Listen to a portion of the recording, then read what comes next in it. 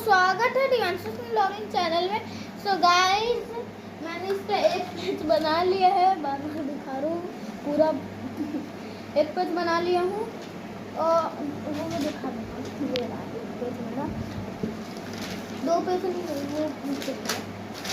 और ये मैं अभी बनाऊँगी इसमें।